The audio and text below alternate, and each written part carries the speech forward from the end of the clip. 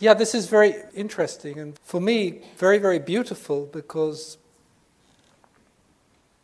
about 25 years ago now, I was taken into the unconscious and shown this shift in the archetypal world.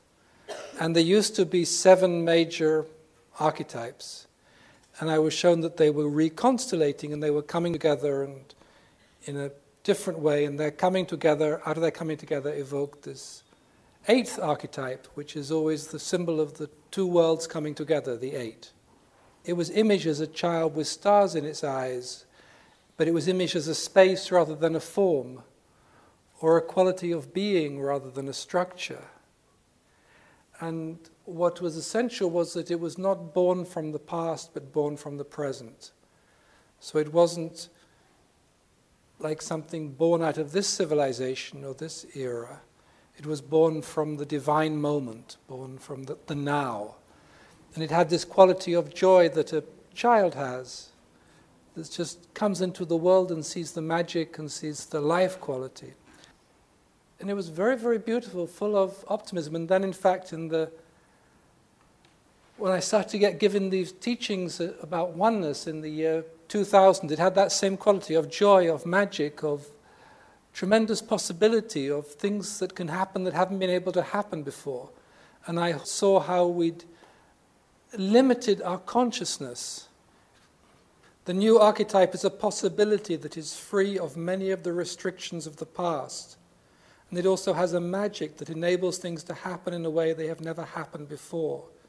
It is alive in a completely new way, and it is born not from the past, but from the moment that is outside of time and yet fully present, which is the divine moment. It's like we have forgotten that things can happen. We have a culture which is very much based upon effort. We live in this Newtonian consciousness. It's like you have to make an effort to do anything. And this is a life force or an energy that enables things to happen. It is like in its foundation, we've forgotten that life is alive. And we think we have to do everything. One of the things I was shown over the time is, that like life is not a problem to be solved. We have this conditioning that there's a problem and we have to solve it. And it's much, much more magical than we have allowed it to be for a long time. That our rational consciousness has actually imprisoned life so that it has stopped being magical. When I was working with the archetypes, one of the things they showed me is because we have forgotten about them, they have receded back into the unconscious. And they are, of course, very, very magical and very powerful forces. We have kind of constricted them. For example, while I was taught about time and how we have constricted time. And so people now don't have enough time, and they have schedules in which they put their events. Time is not supposed to be about that. Time is about the rhythm of our lives being in harmony with the rhythm of the tides and the seasons and the stars, and about an interrelationship between above and below. It is about rhythm and harmony. And that's just one example of how our consciousness has taken this archetype, which is some people call Saturn, which is time, and have constricted it. It has responded. There was a certain truth in Lewis Carroll and the Mad Hatter's Tea Party, because, it's always 4 o'clock and he never has time to wash the dishes. The reason it's always 4 o'clock was because the Mad Hatter said he was going to kill time, and that we've actually constricted time. We've constricted this God, this archetype, and it has responded by constricting us. Yet for example, if you learn to work with time, time can change. Time can be actually quite fluid. Time can expand. Time can contract. One can go outside of time. One can go inside of time. It isn't the way we think it is at all now. There were many aspects of that, of how a completely new quality of consciousness can be given to us. And I suppose one of the advantages of doing mystical practice is you do go through inner transitions where you can awaken or access a different quality of consciousness that works completely differently and can affect your life. So your life comes to you or interacts with you in a very, very different way that you wouldn't have believed possible.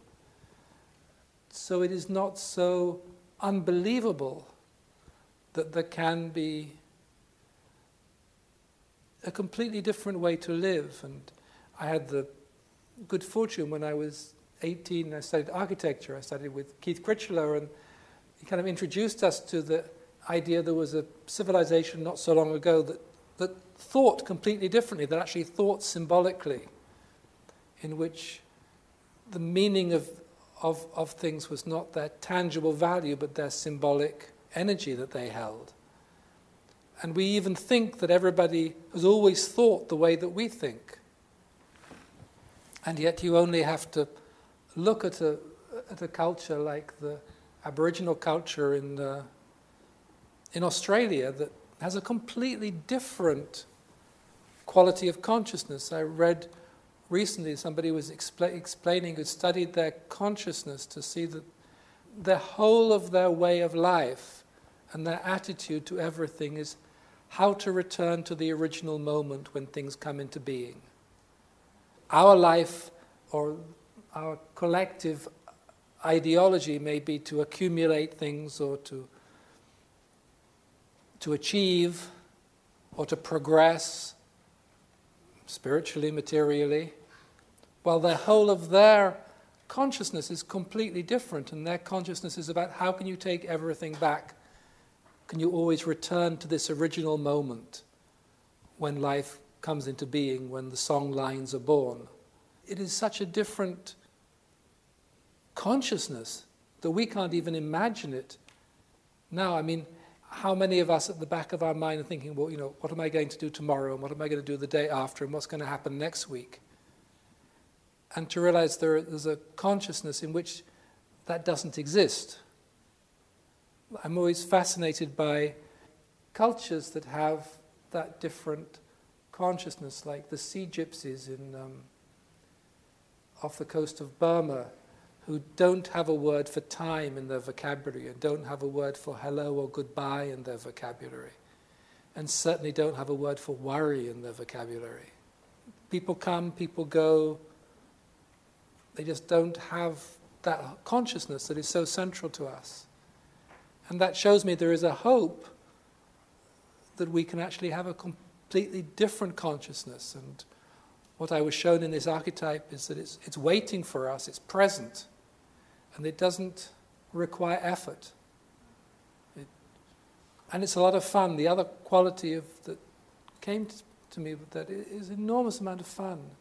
And somehow we've stopped life being fun. We've stopped that magic of the extraordinary happening. If one has a new consciousness, then one will experience a very completely different world.